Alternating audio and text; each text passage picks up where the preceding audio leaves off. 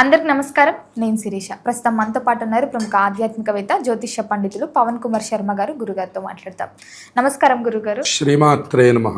గురుగారు, విశేషంగా మరి ఈ యోగాది నుంచి మీన రాశి వారికి ఎలా ఉండబోతుంది అంటారు? ఎలాంటి జాగ్రత్తలు తీసుకోవచ్చు అంటారు? ఆర్థిక పరంగా, ఆరోగ్యపరంగా, అలాగే నవగ్రహాల ప్రభావం ఎలా ఉంటుందంటారు ఈ సంవత్సరం?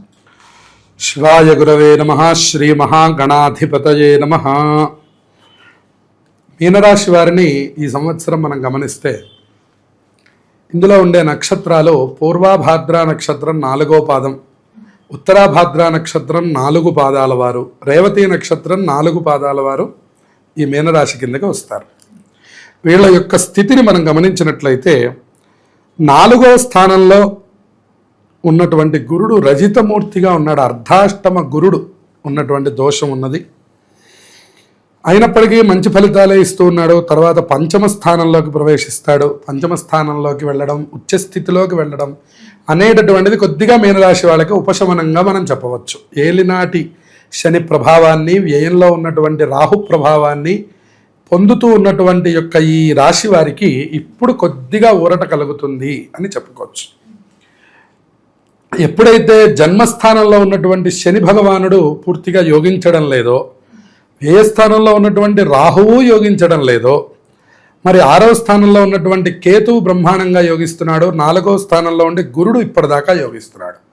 పంచమంలోకి గురుడు వెళ్ళడం అనేటటువంటిది కూడా రాశి మీదకి దృష్టి పడడం అనేటటువంటిది ఒక అద్భుతమైనటువంటి యోగంగా మనం చెప్పుకోవచ్చు. కానీ ఆయన తామ్రమూర్తిగా ఉండి కేవలం 30% మాత్రమే శుభ ఫలితాలను ఇవ్వడం, అంతేకాకుండా ఈ శని భగవానుడు కూడా మధ్యస్థితిలో వక్రాన్ని పొంది జన్మస్థానంలో ఉండడం అనేటటువంటిది వీళ్ళకి కొద్దిగా చెప్పుకోదగినటువంటి ఇబ్బందులు అని చెప్పుకోవచ్చు. జూన్ నెల ప్రారంభం దగ్గర నుంచి ప్రధానంగా గురుడు పంచమ స్థానంలో సంచారం చేయడం చక్కనైనటువంటి ఆశావహమైనటువంటి సందర్భం. వీళ్ళకి కొత్త కొత్త ఆలోచనలు ప్రారంభం అవడం, అంతేకాకుండా ధనవృద్ధి, కుటుంబ వృద్ధి కలుగుతుంది. ఎవరైతే సంతానం లేక బాధపడుతున్నారో వాళ్ళకి ఈ సంవత్సరం చక్కటి సంతానం కలుగుతుంది. ఎవరు కొత్త పనులు ప్రారంభం చేయాలనుకుంటున్నారో వాళ్ళకి ఈ సంవత్సరం అంటే జూన్ తర్వాత నుంచి ఉన్న కాలం మంచి అనుకూలమైనటువంటి కాలం. అయితే ఇక్కడ మరొక అంశం మనం ఏం చెప్పుకోవాలి అంటే, ఇప్పటిదాకా ద్వితీయంలో అలాగే వ్యయంలో ఉన్నటువంటి యొక్క గ్రహాలు కొద్దిగా ఇబ్బంది కలిగి ఎప్పుడైతే లాభస్థానంలోకి రాహు వెళ్ళబోతున్నాడు వీళ్ళకి, అంటే డిసెంబర్ 5 వరకు రాహుకేతువులు కుంభ సింహరాశుల్లో సంచారం చేస్తున్న వాళ్ళు ఆఫ్టర్ డిసెంబర్ 5 తర్వాత మకర కర్కాటక రాశుల్లోకి వస్తారు. వీళ్ళు ఎప్పుడైతే మకర కర్కాటక రాశుల్లో వస్తున్నారో అప్పుడు వీళ్ళకి అనుకూలమైన కాలం ప్రారంభమవుతుంది. అప్పటి వరకు కొద్దిగా ఏలినాటి శని ప్రభావాలు, గురుబలం తగ్గడం ప్రభావాలు కనబడుతూ ఉంటాయి. జన్మరాశి యందు శని ఉండడం వల్ల దైవ బలం, జ్ఞాపక శక్తిని పెంచుకోవడంలో బుద్ధిశాలిగా, జ్ఞానిగా, కఠిన పరిశ్రమ చేసేవారిగా మిమ్మల్ని తీర్చిదిద్దుతుంది. శరీర దారుఢ్యాన్ని కలిగి ఉంటారు. సోదరులతో అభిప్రాయ భేదాలు వస్తాయి. వైవాహిక జీవితంలో కూడా హెచ్చు తగ్గులు అనేటటువంటివి ఏర్పడతాయి. ఇది శని ప్రభావం. రాహు సంచారం వల్ల ప్రతి పని ప్రారంభంలో అడ్డంకులు రావడం, అబద్ధాలు చెప్పవలసి రావడం, మరి కొన్ని ప్రధానమైన అంశాల్లో నష్టపోవడం, ఇతరులపై దౌర్జన్యం, మరి ఇతరుల యొక్క చేసినటువంటి యొక్క విషయాల్లో వీళ్ళు ఇరుక్కోవడం లాంటి అంశాలు కనపడుతున్నాయి. మానసిక సమస్యలు, నిద్రలేమి లాంటి ఇబ్బందులు కూడా కనపడుతున్నాయి. ఎప్పుడైతే జన్మరాశిలో జూలై 26వ తారీఖు నుంచి డిసెంబర్ నెల వరకు శని భగవానుడు వక్రగతిలో ప్రధానంగా ఉత్తరాభాద్ర, రేవతి నక్షత్రముల మీద వక్రగతిని పొందడం అనేటటువంటి స్థితిలో ఉన్నప్పుడు మాత్రం తప్పకుండా మీనరాశి వారు శని సంబంధమైనటువంటి అపమృత్యు శాంతి వీళ్ళు చేయించుకోవాలి. ఎందుకంటే జన్మరాశిలో, జన్మ నక్షత్రంలో శని భగవానుడు వక్రిస్తే అది మరింత దోషం. కాబట్టి వ్యయంలో ఉన్నటువంటి రాహు అధికమైనటువంటి ఖర్చును చేయిస్తాడు. శని బలం కూడా లేకపోతే పూర్తిగా ఇబ్బందుల్ని ఎదుర్కొంటారు. కాబట్టి ఇది గోచారం మనం చెప్పేటటువంటిది. ఎవరికైతే శని జాతకంలో బాగుంటాడో వాళ్ళకి అసలు ఏమీ జరగవు. సహజంగా ప్రేక్షకులందరూ అనుకుంటారు మీరు చెప్పినవి ఏవి మాకు జరగలేదు అని. ఎవరికి జరగలేదో వాళ్ళకి శని జాతకంలో బాగున్నట్టు అర్థం. నేను చెప్పినవన్నీ ఎవరికి బాలేదో వాళ్ళకి ఇబ్బందికరమైన వాతావరణాలు కనపడతాయి. కానీ అందరూ మాత్రం తప్పకుండా శని శాంతి మాత్రం తప్పకుండా అందరూ చేయించుకోవాలి. జాతకంలో బాగున్నప్పటికీ కూడాను మరి తలకి తగలాల్సిన దెబ్బ భుజానికి తగిలినట్టుగా కొద్దిగా తప్పించుకోగలరు, కానీ మొత్తం తప్పించుకోవడానికి అవకాశం లేదు అని చెప్పుకోవచ్చు. దానివల్ల కొంత మృత్యుంజయ శాంతిని, అపమృత్యు దోష నివారణానికి రుద్రాభిషేకం, శని జపం, ఈ మృత్యుంజయ హోమం చేయడం మంచిది.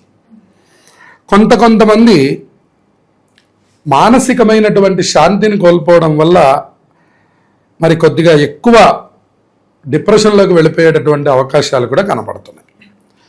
అనేకమైనటువంటి ఆరోపణలు వీళ్ళ మీద పడతాయి, నిందలు మోయవలసి వస్తుంది. మరి భూగృహ స్థిర ఆస్తులు మాత్రం వృద్ధి చేస్తూ ఉంటారు, అది ఎప్పుడూ జరుగుతూ ఉంటుంది ఈ రాశి వారికి.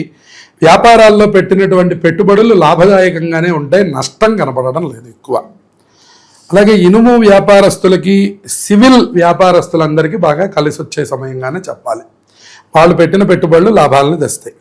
చేపలు మొదలగు రంగాల్లో, మత్స్య రంగంలో ఉన్నటువంటి వాళ్ళకి, దిగువ పెట్టుబడులు పెడుతున్నటువంటి వాళ్ళందరికీ కూడా గతం కంటే మెరుగ్గా కనపడుతుంది.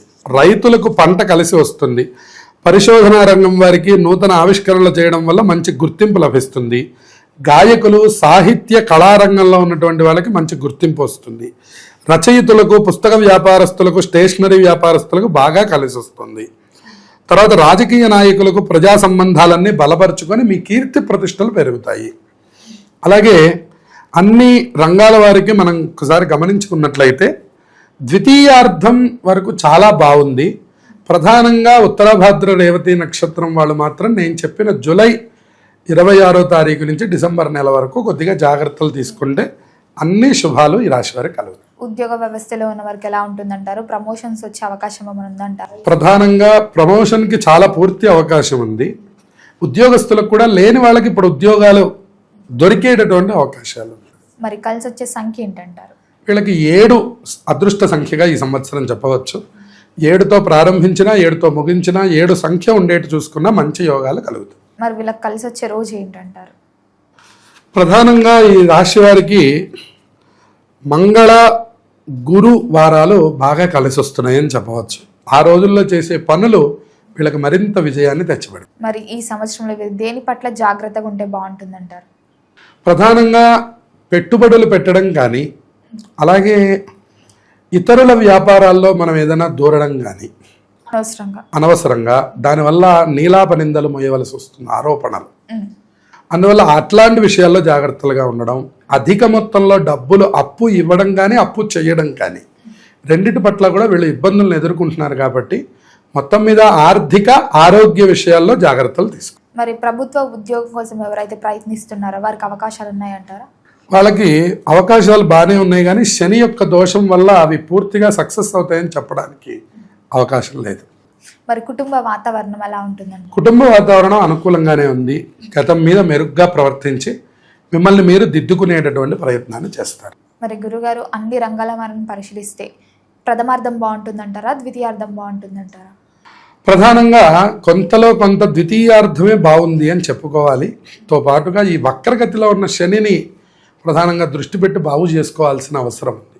ఏ రంగంలో ఉన్న వాళ్ళైనా సుందరకాండ పారాయణ చేయించుకోవడం, దుర్గాదేవి ఆరాధన బాగా చేస్తూ ఉండడం, ఆంజనేయ స్వామి వారికి సింధూరము, నువ్వుల నూనెతో కూడినటువంటి తైలం రాస్తూ ఉండడం, అలాగే వడమాల వేయడం. ఆంజనేయ స్వామి వారికి ప్రతి శనివారము వడమాల, కొద్దిగా నువ్వుల నూనె ఆంజనేయ స్వామి ఆలయాల్లో సమర్పించండి.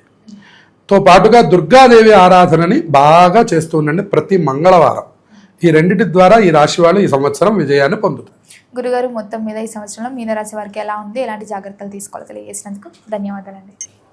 శుభమస్తు.